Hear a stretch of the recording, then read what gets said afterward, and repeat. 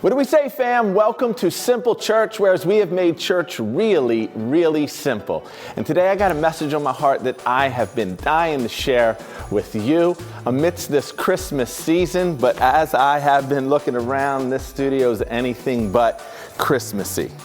So I think I know just the fix to Christmas it all up.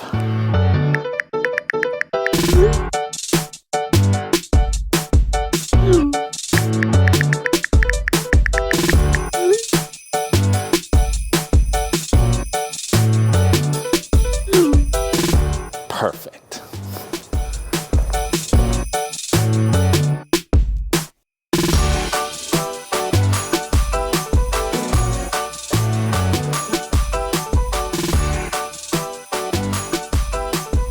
What's your favorite kind of Christmas tree? Balsam fir, Douglas fir, Why do you know the white types of pine, Christmas trees? Why do you? Fraser fir. Those It are your looks like four. you work at a Christmas tree farm. Can't cut a tree down without coffee.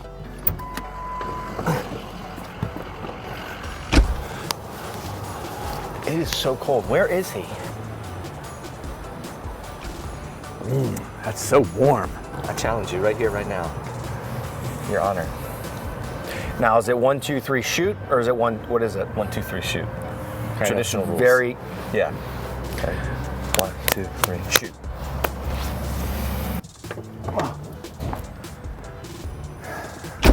Gotta get gas. Pulling around. All right, give me the old pepper. Give me the old pigskin. Give me the old. Thank you so much. Wonderful. Okay, thank you. Thank you. You do the same. Got a little egg and bacon chicken sandwich. I'm gonna save that till later.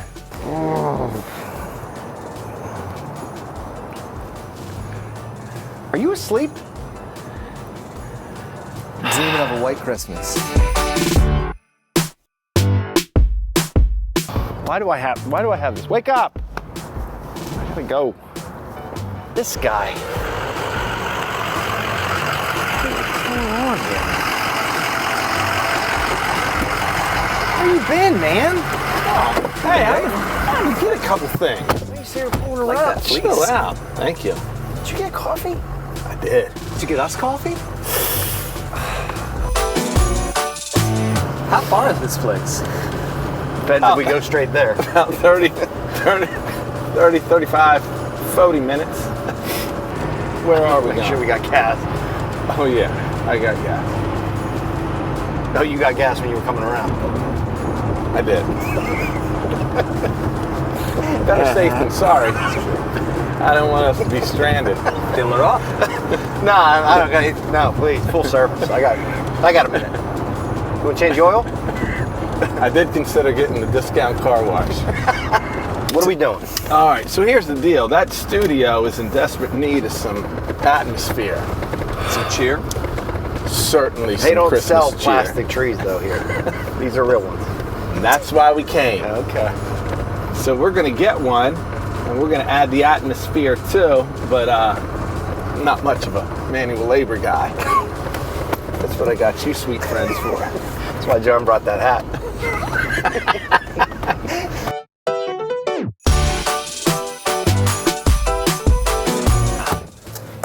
Oh yeah.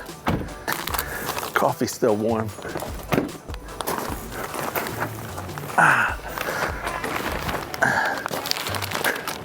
What you got? Look at that. Look at this guy. Look at you. Just a couple items I grabbed before I picked you up. We're gonna need a saw. When you were pulling around.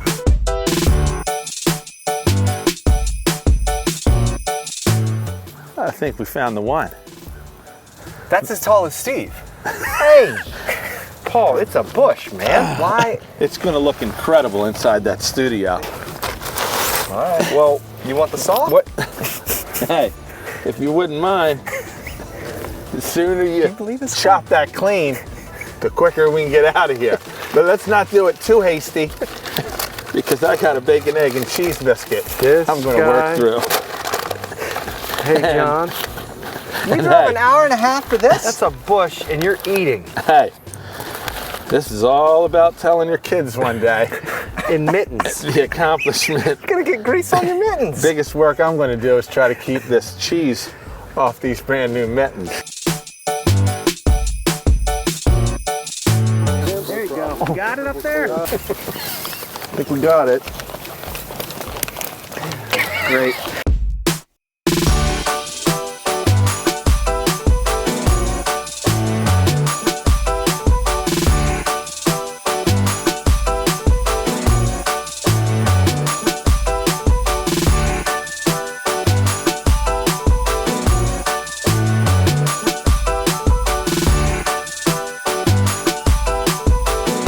I had a vision, and I think I can see it coming together. This is your vision? This is, it's not yet, but it's in the making.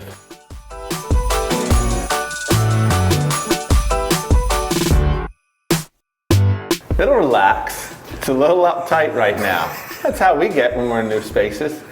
That'll preach. All we need right now is some decorations. Okay. And then it's going to be perfect. Oh, okay. Who's decorating? You guys, there's some bulbs and lights right on over there. What are you gonna do? I'm going to sit here and make sure that it all comes together.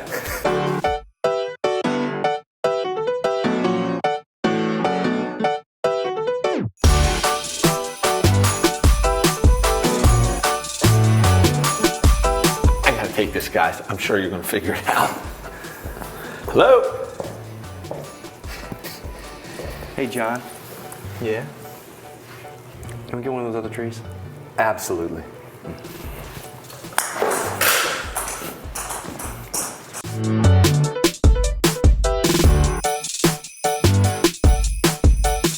Yes! This is perfect. I knew you guys could do it. You like it? I love it. And you can smell the fresh. Oh, yeah. Strong. This is exactly why I wanted it like this. You happy? You guys killed it. All right. Thank you so much. Absolutely. Glad we could help, boss. Good luck with the message. Thank you. Now here's the deal. Did I really need a tree behind me? Absolutely. Why?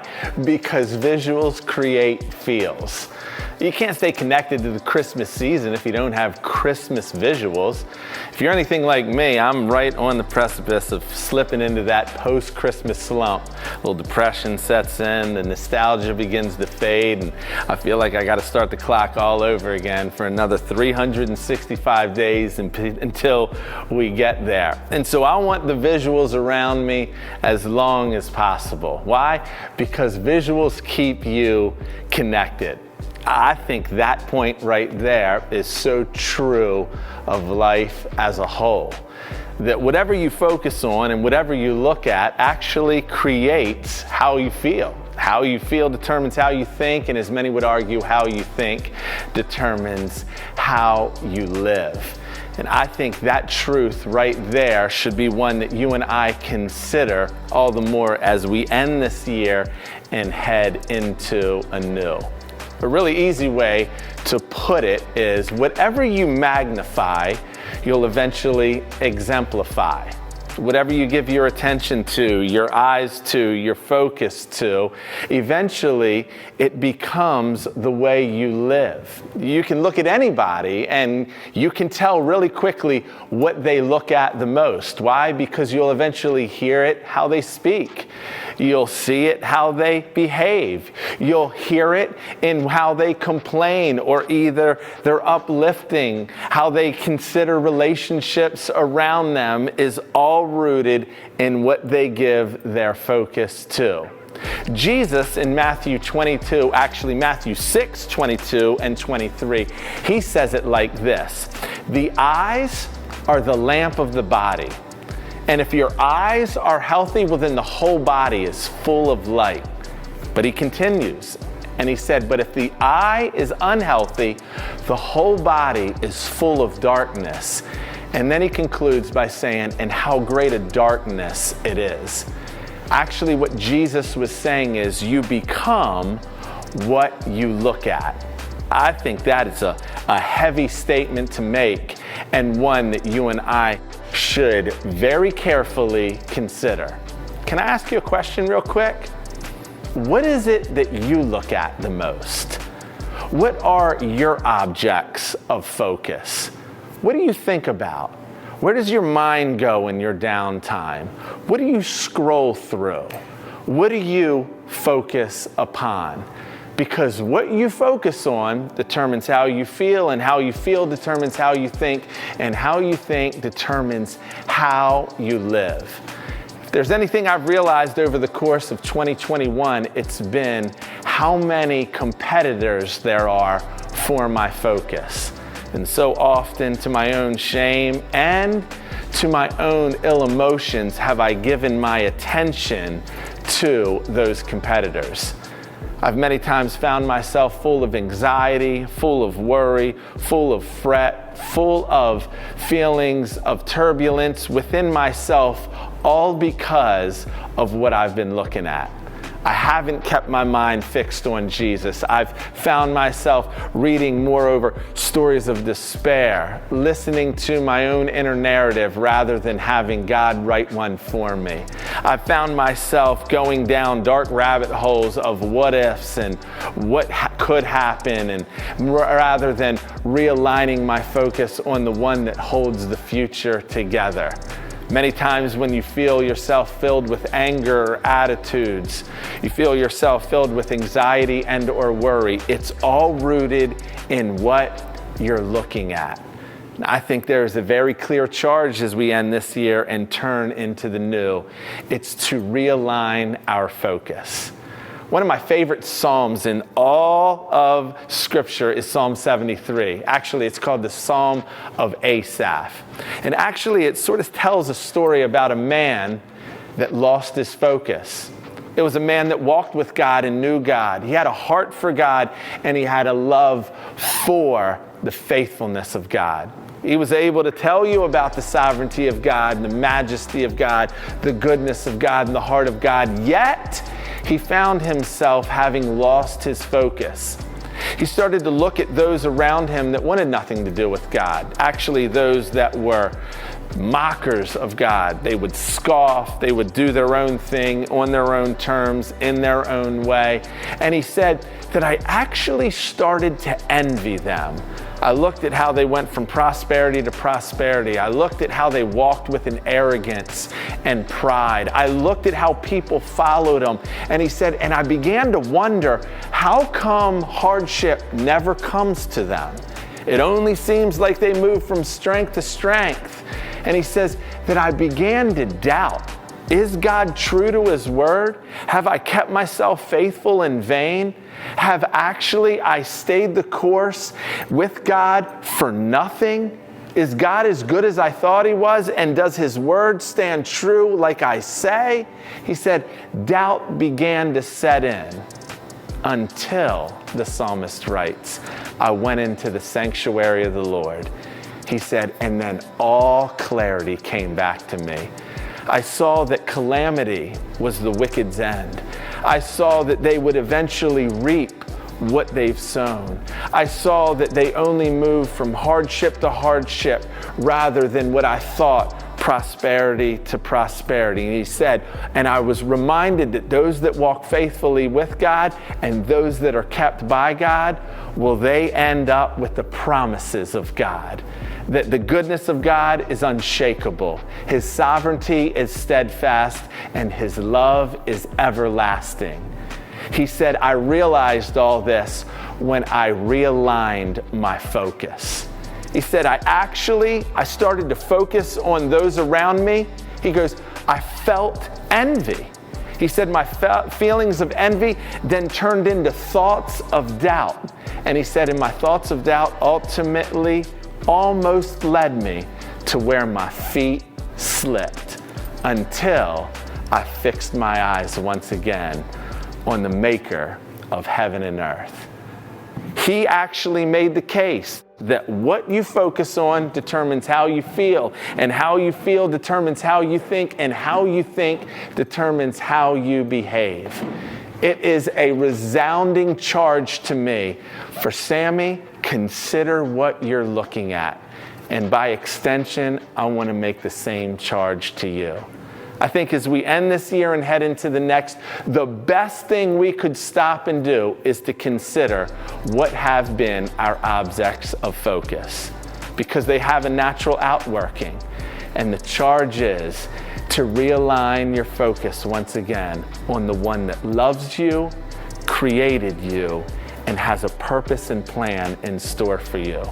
For that very reason, Hebrews 12:2 says, fix your eyes on Jesus, the author and the perfecter of your faith.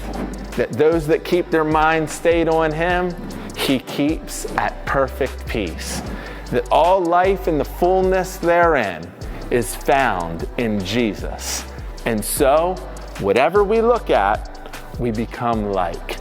This year, as we step into it, I want to charge you, consider what you've been looking at. Because whatever you magnify, eventually you exemplify. Let's exemplify the one that created us. I love you so much. I'm so grateful to spend some simple church time with you. Merry Christmas and have a happy, happy New Year.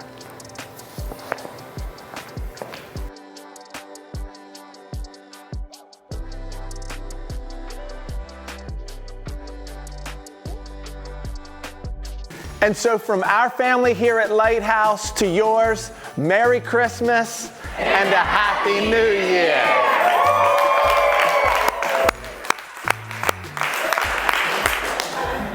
All right, that was great.